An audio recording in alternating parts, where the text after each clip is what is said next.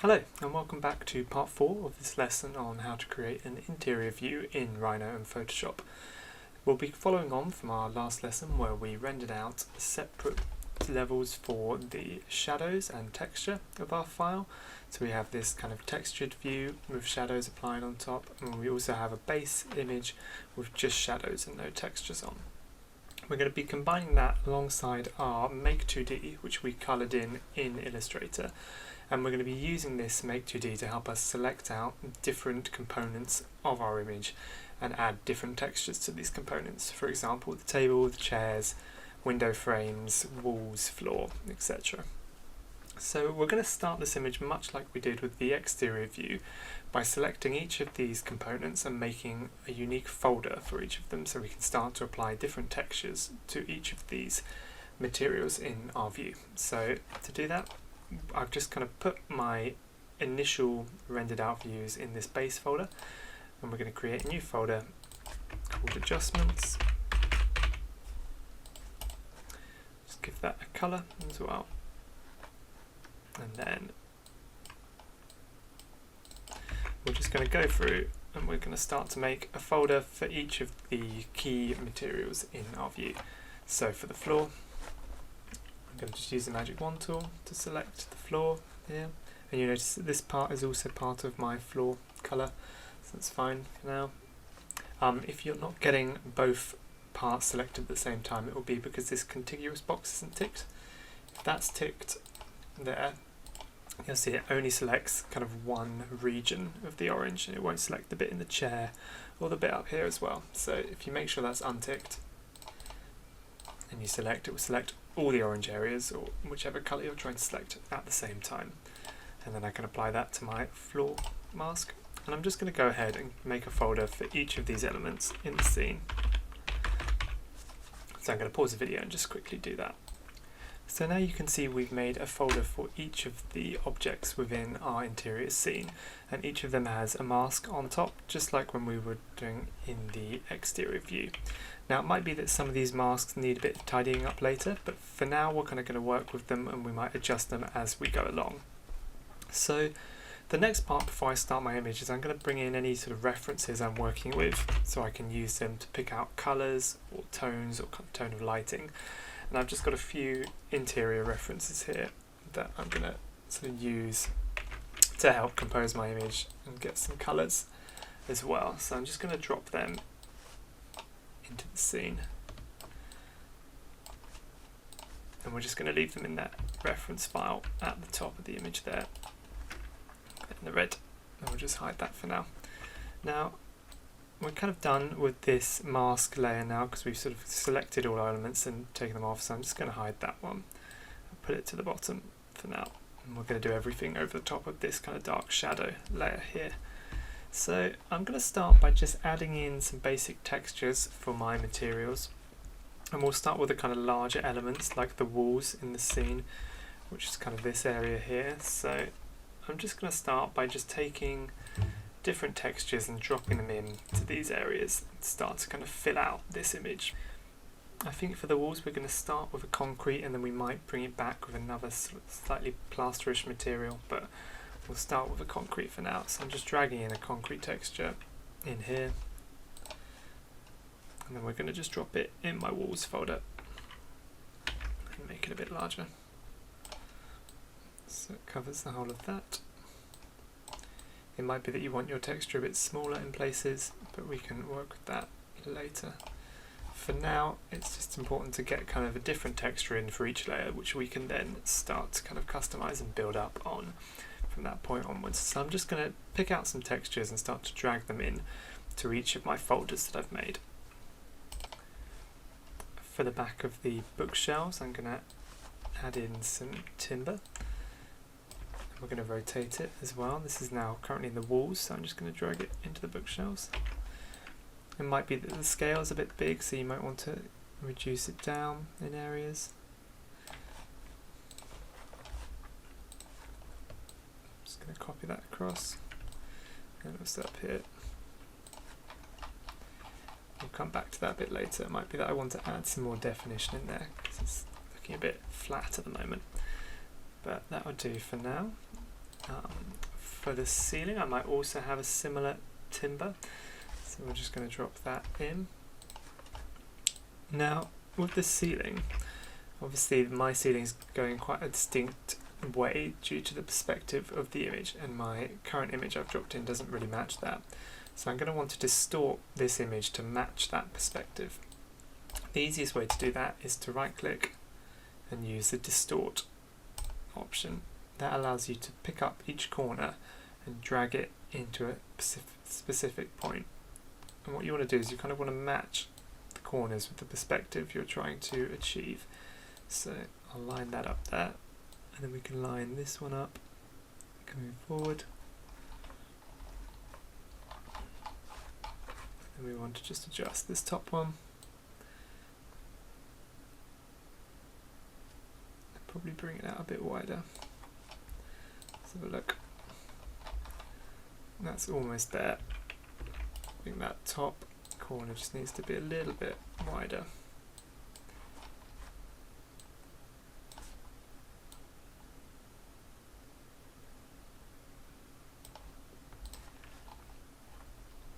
And you basically just want to try and get that perspective to line up and match. How are you doing it? Almost there, I think. I think it just needs to stretch a bit more. Sometimes it's just a case of kind of doing it, checking to see what it looks like, and going back and adjusting until you got it right.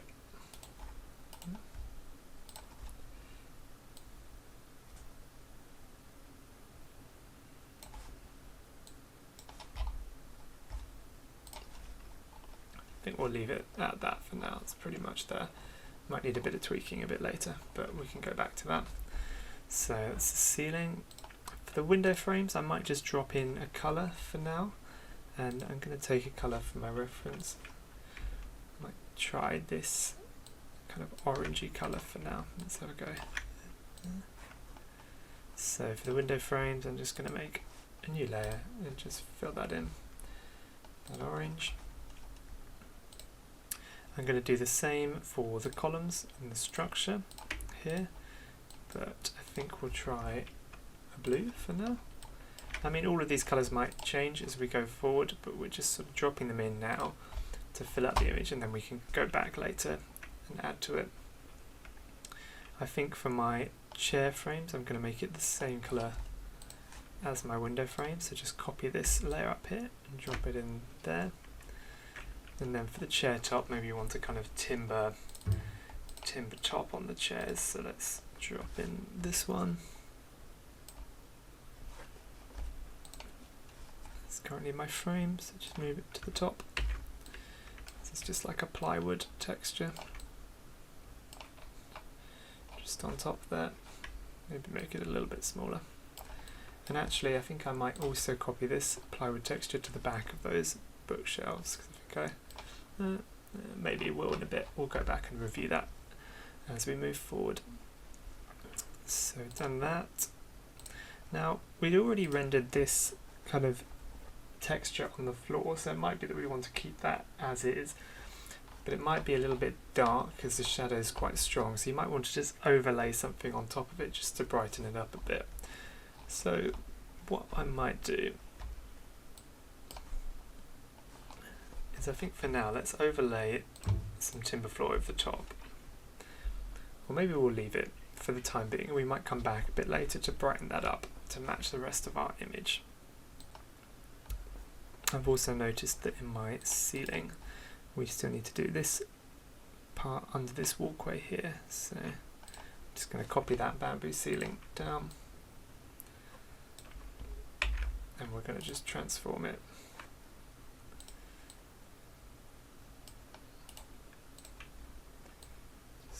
Reduce the scale a bit, and the perspective will need to change too, because we've kind of changed the orientation of it. So just using that distort tool again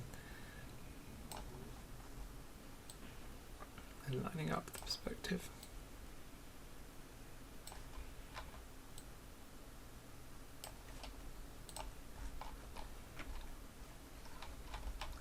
Like so. So there's one more piece actually we didn't get the folder for, which I think is the handrails. Yeah, so let's quickly just make handrails. that up from here. You can always go back to your previous image, this kind of colour image here, to help pick out any of those colours you need to apply onto. And what colour are we going to give those? Let's have a look at our reference. Maybe let's try, it'd be nice to have like a yellowy colour, or maybe this kind of colour might be nice. Let's try that.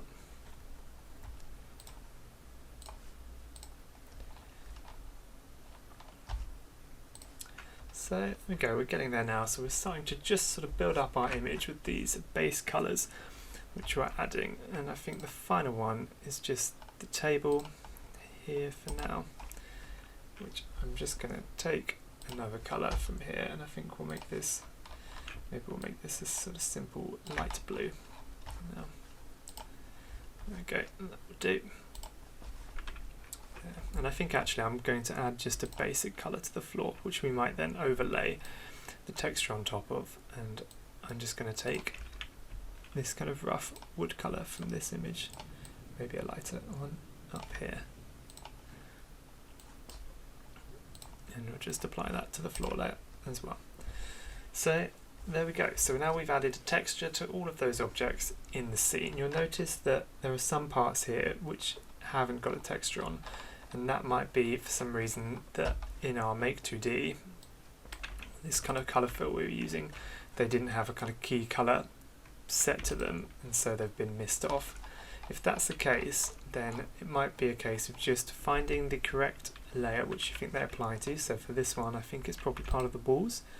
If you hold down the # key, which is the key to the left of Z, you can see where the mask is being applied. Anywhere that's red is where the mask is currently being applied.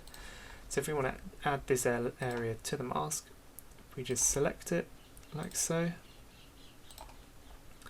Then we can use the rubber tool to rub out this area and add it into the mask. So make sure you're on 100% opacity. So, and make sure you're on black rubber, and then you can rub it out.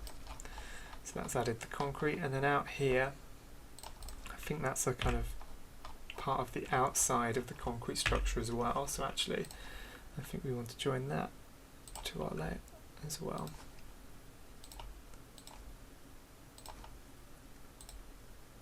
So we're just going around tidying up this mask and kind of including any extra bits in there. And I'm just using the polygon marquee tool to select this off.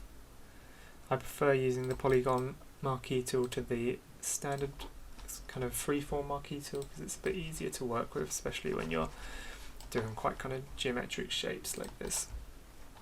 So that is just a case of then going around and kind of picking off any extra bits and adding them in to the folders that you deem that they belong to. So I'm just going to do that for the rest of these little bits, and then we're going to follow on with the video. So now I've tidied up all those layers, and we've got a colour and kind of material for each of those objects.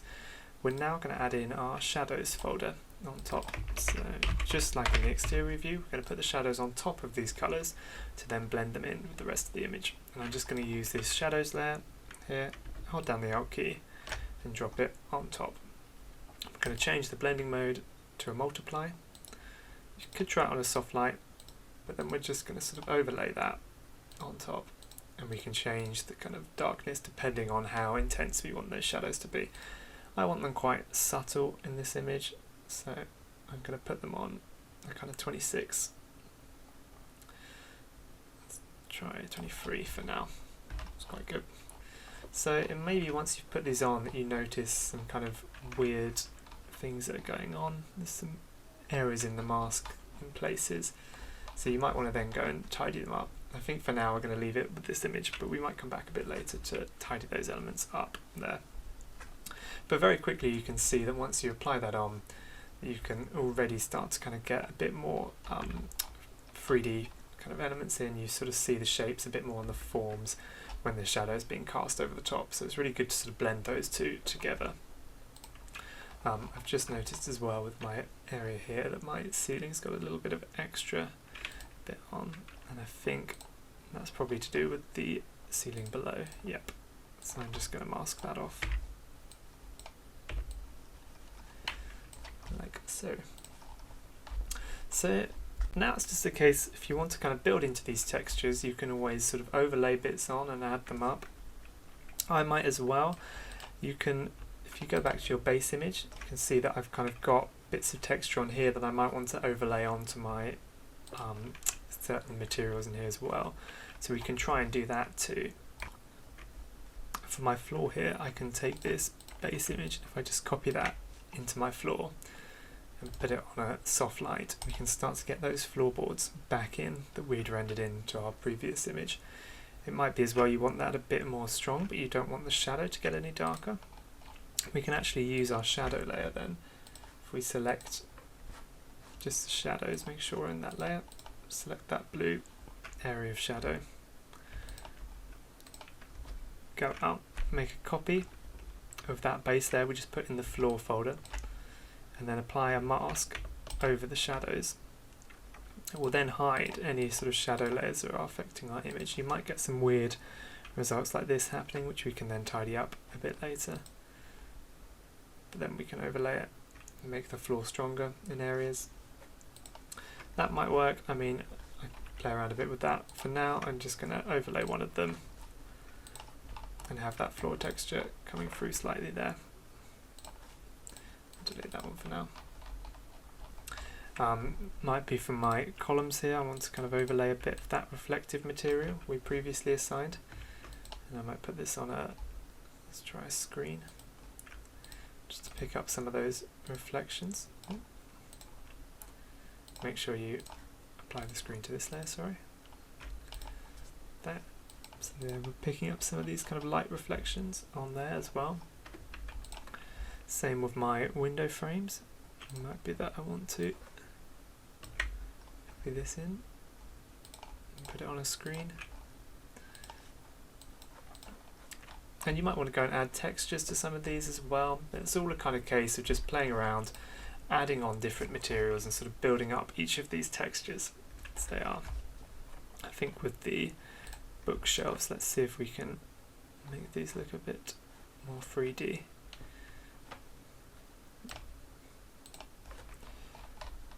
So there's not much tone in these, so it might be quite hard to achieve, but I think in general they need to be a little bit darker. So we can try that.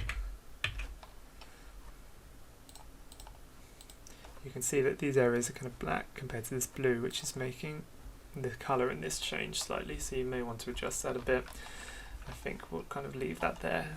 We can go back into more detail another time. But very quickly you can just start to kind of overlay those up and add in a bit more detail and texture into those colours. Now, we haven't done anything to the glass yet, and I've made a folder for it at the top of these different kind of materials here. I've got a glass folder for all the glass elements. Now what you can do is you could tint that a certain colour. It might be that you want to just tint it a very light shade of blue to start with, just to kind of imply that it's giving a slight sort of glassy reflection like that. Also for this you want to make sure that it will go over any of these things that are actually behind the window, so that's not getting confused. So I'm just going to quickly adjust that.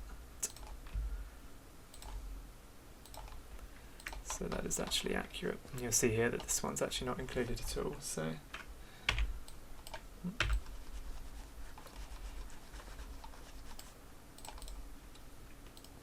but because we've got our shadow layer on top, it's actually already helping us kind of mask out those specific areas. You can see actually on this window that for some reason the frame hasn't come through as well, so we might want to go and add that back in. I'm just going to quickly go and mask off that extra bit of frame that I think wasn't originally included there. You can see it hasn't come out in our Make 2D, and sometimes you might find this with the Make 2D that it doesn't pick up some lines and you can miss certain bits, so it might just be a case of taking your original one and just tracing around these frames for this image to add those back in. So I'm just going to quickly do that. There we go, so we've added those frames back in there and we've got our glass in. Now at the moment my glass is kind of on top of everything, but because our shadow's on top of that, we're still getting this effect of the objects behind the glass. But you might just want to decrease the opacity a bit there, just to make it a bit more transparent. And then you might also want to apply a reflection on top too. To do that, you can kind of fake it a bit sometimes by just copying an area of your image which it's supposed to be reflecting, pasting it in, and just mirroring that image like so. I'm going to just stretch it a bit over here. Then if you put it on a soft light and knock it right back, you can kind of fake that a little bit. It might be, just want to line up those shelves, and you can add little kind of fake reflections in there just to sort of help balance it out a little bit in that image. So I mean, this is kind of the basic shell of the image we have now, and the more you add into these textures, the more you can get them looking kind of in distinct ways. I'm going to probably sort of leave this here. I might add a few more different textures in. We're going to go forward and look at sort of adding in extra pieces onto the top of this image to start to kind of fill it a bit and finish it off.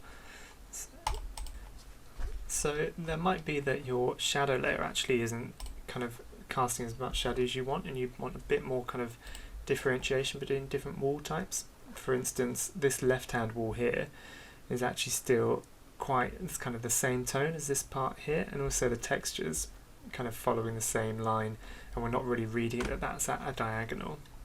So if that happens, you might want to go into that folder, the texture. I'm going to actually just copy my concrete texture on, and we're going to sort of distort it for this part of the wall. So we're going to drag this in to kind of follow that line a bit more, so the texture's angled a bit, and we're just going to pull up this point too.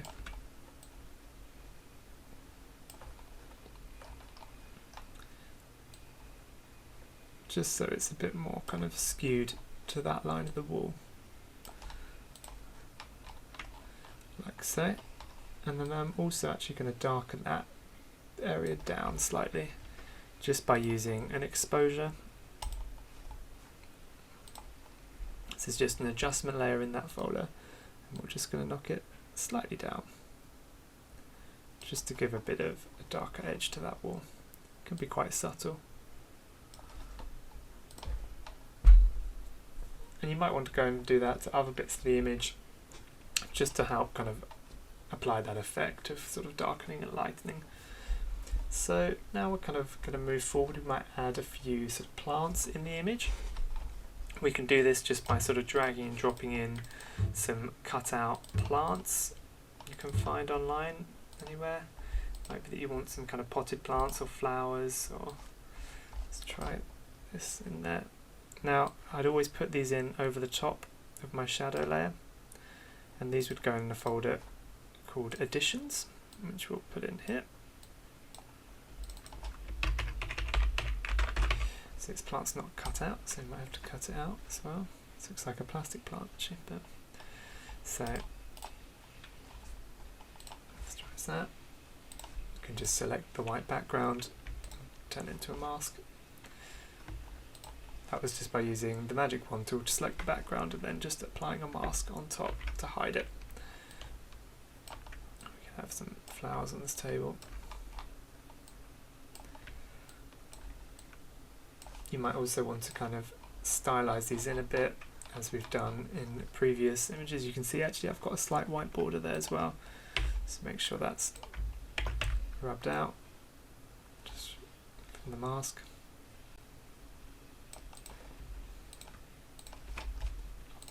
Sometimes I might actually just copy out the kind of object.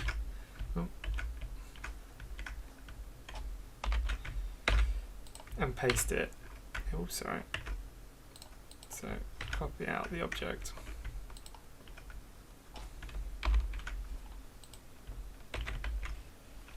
And paste it in. Make sure you don't actually select the wrong one. And then you can apply a filter onto it as well. So paste it in. So you just made a copy without that white background, and I can delete the previous one. And then with this new object, I'm going to just apply a filter on top, just to blend it in with the image a bit more. And we'll try a kind of simple cutout for this. It's a bit too simplified. It might be that sometimes you might want to copy it, apply a cutout on top, and then just reduce it down a bit to fade it in. Depends what you're kind of going for. I think that would do for now, for the time being. And it might be that I just want to go and find a few objects, decorate them around. I've got a lot of bookshelves here. You might want to kind of add books in, just adding stuff that kind of habitates the image a little bit more and gives it a bit more sort of habitation and animation on top. So I'm just going to go ahead and add in a few of those plants now, and then we're going to go forward with the image. So now I've added in a few more plants on top there, and we've just kind of filtered those in like the other ones, just to sort of help balance out the image. I think the green colour as well goes quite nicely with these colours that are working. So I sometimes put them in the foreground too, just to help give a bit of foreground and background balancing to the image, which helps quite well. We're also now going to add a background image to our windows here, because at the moment we're just looking at kind of a white background, so it might be nice to add a sort of skyline or something that this view is looking out of.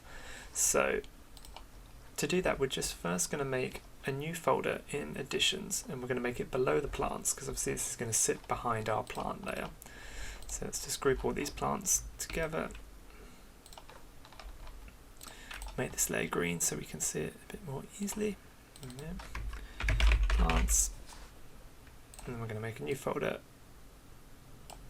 called background. Now we need to apply a mask to this folder, and it's going to be very similar to the glass layer actually. So we're going to take the glass layer first and just apply that to the background. Then in any areas where it needs tidying up a bit, I'm just going to use the marquee tool just to fill in these areas, because obviously we won't be able to see through this concrete or these concrete beams here. Don't worry about the plants because they're sat on top of this, so they'll naturally mask it anyway. So we don't need to worry about remasking those out. So just going to quickly select these and rub these in. Like so that's now all masked off. And then I'm going to find a background image and place it kind of in this folder. So I've got this image of the London skyline here. This is actually a view from the Tate Modern, which I've found, and we're just going to drop that behind into this background layer to see how that fits in. Now, when kind of placing a background image, it's good to line up the horizon to your eye level. So eye level on this is about kind of halfway through these windows. You can kind of see the eye level where any lines go straight. That sort of shows you where there's no perspective anymore. So sometimes I might even drag a ruler just from the top here down to roughly where I think it is. I think it's about there. And then you can move your image to match that eye level. It's on that. Let's frame this in. I might think actually if I flip this, not totally accurate, but we can have a mirrored London in here. Let's see, something like this maybe. Got Canary Wharf kind of framed in that window, and that's quite nice. So let's try that. I've noticed actually as well that there's an area here that isn't masked properly, so I'm just going to go back and paint that in.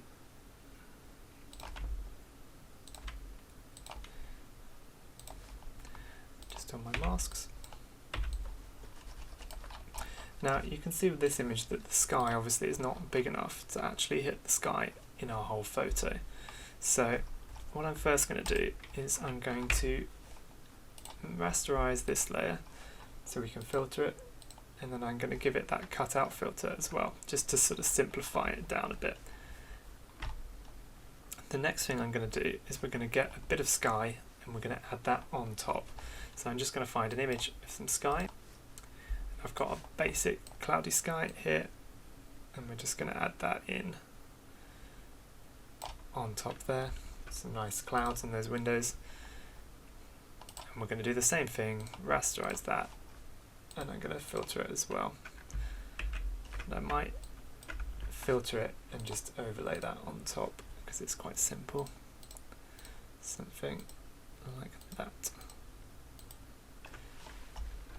Then with all of these, I'm going to make a new layer on top of those, fill it in a white fill,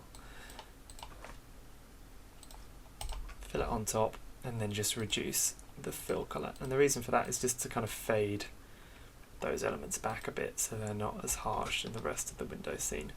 And it's just to kind of provide a little bit of backdrop. It doesn't have to be kind of accurate for this image, but it's just to kind of give a sense that there's something in the distance there. So that's pretty much it for this image. It might be that you want to add in people or kind of other elements on top. For now, I'm just going to kind of leave this as is. So for the final parts of the image, I then just make a folder called Atmosphere. It's purple. And it might be this is the folder you might want to add on any overlays to your whole image to kind of blend the whole thing together, much like we did with the exterior shot. So you might take a kind of concrete texture. We can place this on top, see how this affects the image.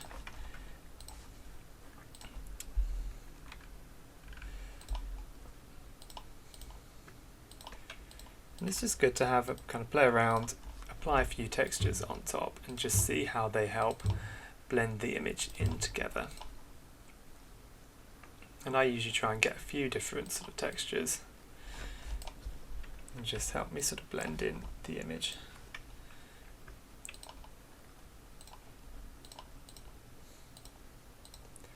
Just to give it a little bit of a kind of crisper feel. I can take some of those kind of light dust particles we put in the previous image and add them on as well. Something like this one. Put them on a screen, blending mode.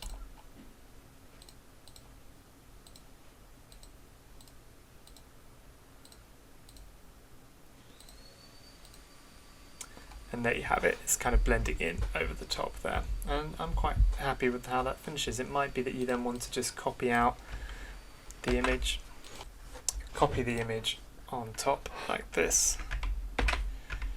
Just copy merge it, just using that copy merged as we did before. And the last trick you want to do is just apply the camera raw filter just to finish it off. And it might be that you want to make it slightly warmer. Clarity. And when you're happy, so okay. And there you have it. And that's a finished image there. And all we've done there is so we've just rendered that out in Rhino, taken the shadow layer, created a color layer in Illustrator, which we used to help select all the objects, and just colored it up in Photoshop. So from this point you might then want to add people, you could then add lines in. We could be using the Illustrator file we have as well to paint out the lines, and we could add that as an effect over the top as well to add a few lines to this drawing. But I think for now that's kind of the basis of how to do a simple interior image in Photoshop and Rhino.